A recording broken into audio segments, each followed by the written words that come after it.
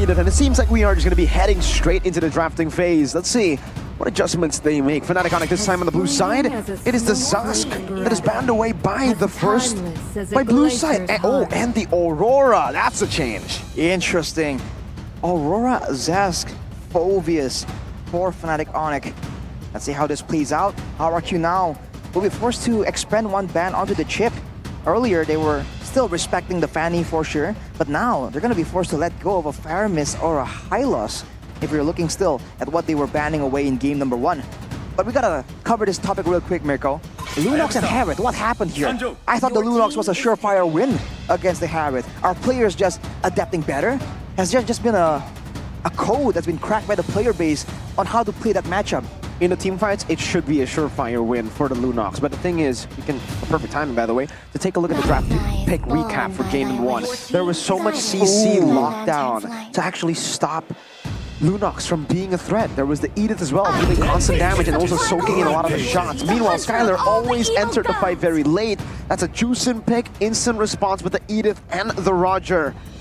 So still utilizing that crazy flex. But the Juicin, we know this for Rins. This is a scary pick for someone like Rins.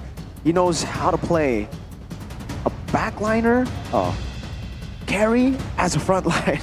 Exactly. Fnatic Onic, they have the Zushin, but what can they add on to it? Because the Zushin, as good as it is, doesn't operate alone.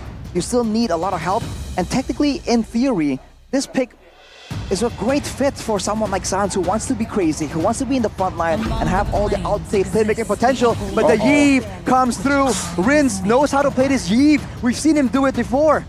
Now the range favors him, and I guess there is still the threat of Kyrie on the Nolan. That is the one thing they have to be careful of. But the Yeve, I mean, there's so many ways to try and approach this. Yeah, I wonder why they keep on going for the Cho, huh? I mean, it is flex, but the thing is, especially now, we get to see the Yeve. That is going to be some anti-CC that he can utilize in the kit. That's the Harriet ban as well. Usually you will see that comboed in together with the Nolan. Now it's going to be taken away. The Roger will most likely be a gold lane pick, but hey, since the Jin played it, he got a savage last time around against Fnatic Onic in that first leg. So Fnatic Onic definitely puts them in a tough spot now. What to ban, what to ban. That also is a counter pick to the Juicin.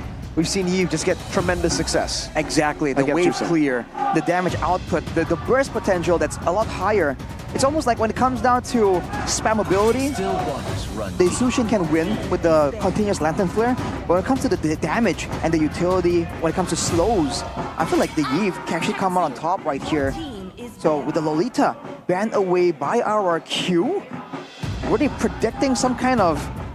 Wow, are they predicting something for Fnatic Onic, or do they themselves want to go for something with good projectiles? The Nathan gets read out by Fnatic Onic. First move for Coach Kez. What's it gonna be?